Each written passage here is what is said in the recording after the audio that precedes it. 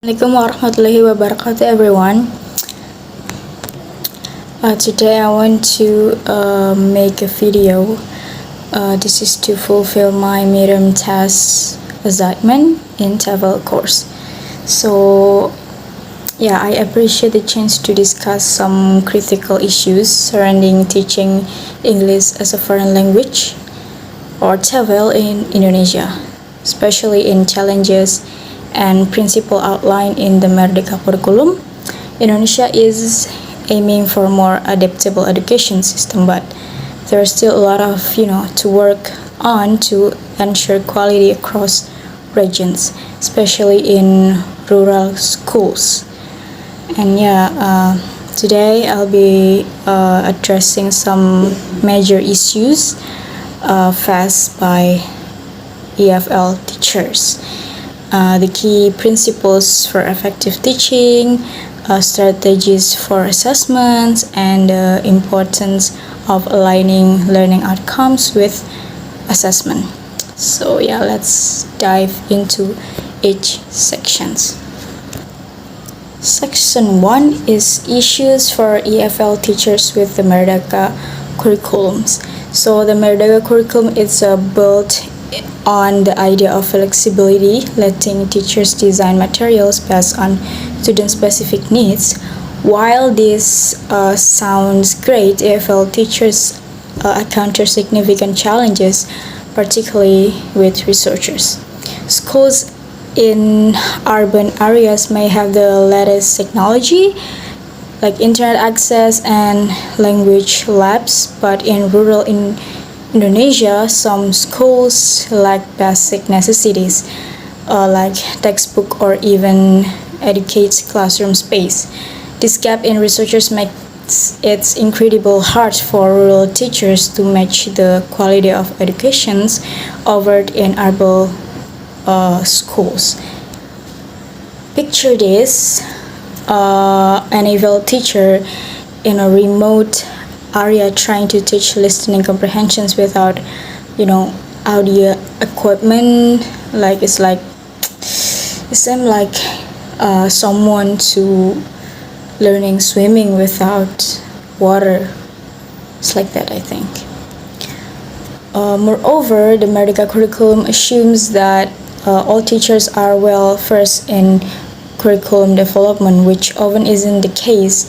A lot of teachers have never achieved training in how to create engaging student-centered curriculum. They might really too heavily on grammar drills instead of focusing interactive, like speaking practice, like that. This approach limits student practical language skills because they don't get to practice real conversations, right? For example, in many schools, English lesson might still look like endless grammar exercises, leaving students unprepared for real-world communications. And lastly, assessment standard vary widely under this curriculum. Without a unified standard, each school could assess students differently. It might image one school grading students based on their speaking fluency, while another school prioritizes grammar accuracy. This inconsistency makes it tough to measure EFL progress across the nations. Addressing these gaps required the government to provide additional resources and more consistent support, especially in teacher training and curriculum planning. And the second section is section 2, we call Principle of Competent EFL Teaching. So moving on, there are 3 essential principles that competent EFL teaching should follow: student-centered learning, formative assessment, and culture sensitivity. First, student-centered learning is a key principle that focuses on the unique needs of each student. In Indonesia, classrooms often have a mix of proficiency levels, so using student-centered approach is essential to keeping all students engaged. For example, a beginner student could work on basic vocabulary while advanced students might engage in like role-playing or debating. So yeah, by tailoring activities to each student's level, teachers help every student progress at their own pace, keeping the learning environment inclusive. Or we called teaching at the right levels in Merdeka curriculums. Next is formative assessment, which involves frequent check on student understanding to adjust the teaching approach in real time rather than waiting for the end of the term. Formative assessment like mini quizzes or vocabulary reviews, quick vocabulary reviews. This is help teachers identify where students are struggling early on. For example, a teacher could ask students to summarize short text after reading exercise. I think that could be. This give immediate feedback on their comprehensions and help teachers adjust their approach when needed. And then formative assessment encourage active learning, which is crucial for language acquisition, right? And lastly, culture sensitivity plays a significant role in teaching, teaching, right? So since English is not a native language in Indonesia, using readable examples can make learning easier for students. Instead of using example from Western context, teachers can use Indonesian examples like discussion traditional foods or local holidays, to help students connect more easily with the materials. This approach not only makes learning more engaging, but also helps students appreciate culture diversity within the language learning context. And we move into section 3, effective use of formative and summative assessment. Formative and summative assessment both play important roles in EFL, right? Each serving unique purposes. Let's talk about how this can be effectively used across different skills like listening, speaking, reading, writing, viewing, and presenting. For listening, teachers can use detection exercise or listening dissection exercise where students summarize audio samples. Formative assessment like this helps students get used to native English sounds gradually. Summative assessment such as listening comprehension tests with authentic dialogues provide more formal measures of their skills, and interactive activities like computer-based listening tests can also grade research if available. However, in rural areas with the computers, this remains of challenges, as I said before. And when it's come to speaking, formative assessment could involve role-playing, right? As I said before, role-playing or class discussions which allow teachers to monitor fluency and accuracy in real time. In Indonesia classroom where students often feel shy speaking English, this casual formative practice help build confidence.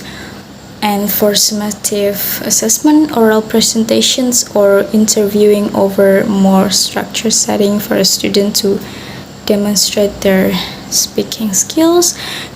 And these activities can simulate real-life conversation, right? Helping students practice introducing themselves, discussing topic, or responding to questions, a skill that are often underdeveloped in traditional classrooms. And for reading, teacher could conduct formative assessment with comprehension question during session. This provides ongoing feedback and help improve reading comprehension. Summative assessment might include reading comprehension tests that ask students to infer meaning or summarize information, right? This way, students get used to processing written English. However, many Indonesian schools still struggle to access diverse reading materials in English, which limits these practices. And for writing, can be assessed through peer feedback activities, which allow students to learn from one another by identifying strengths and areas for improvement. A summative assessment in writing might involve essays where students articulate complex, where students articulate idea or use advanced grammar.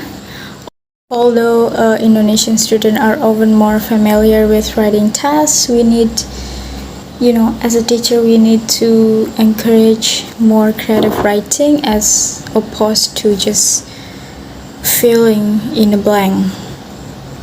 And for viewing, students might watch short video or TikTok or analyze visual, enhancing their interpretations of visual information, right?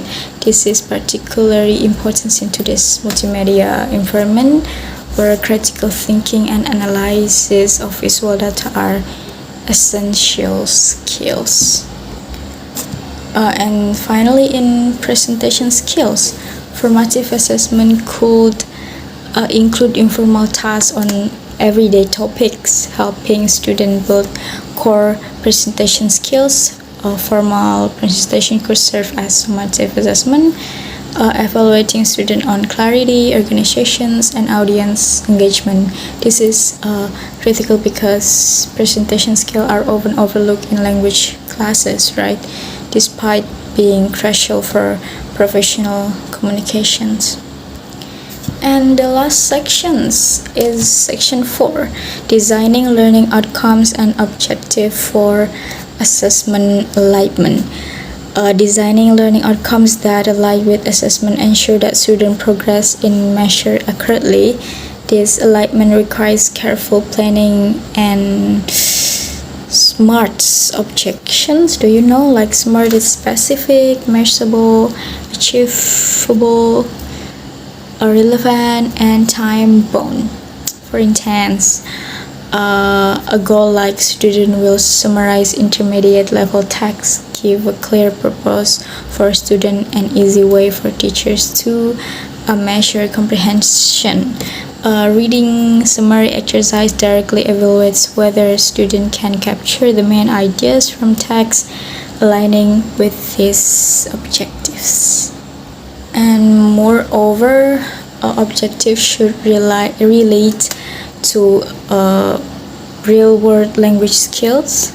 For example, if students are expected to engage in conversation using basic English phrases confidently, teachers can use role-playing activities, again and again role-playing activities, to assess these actions. In Indonesia, where the Merdeka curriculum emphasizes student-centered approach, these types of objectives encourage practical applications of English rather than simply testing grammar. Aligning learning outcomes and assessment isn't just about checking off boxes. It creates a clear road map for both teachers and students, right? It encourages teachers to develop activities that truly prepare students for real-life English usage, aligning with the Merdeka curriculum's aim to foster self-sufficiency, creative, and collaborative learners. The kind of well-rounded individuals envisioned in Pancasila student profile. And all in all, for the conclusions, the Merdeka curriculum's whole promoting ideas, right? But the journey isn't straightforward. There are still gaps in resources, consistency, and teacher training that need to be addressed. As we work towards improving Tefl educations in Indonesia, I hope that the government will continue to support teachers, particularly those in rural areas, with the resources and training needed. And yeah, after all, curriculum is only as effective as the support behind it. And yeah, that's all from me. Thank you for your attention. Thank you for listening. Wassalamualaikum warahmatullahi wabarakatuh. See ya.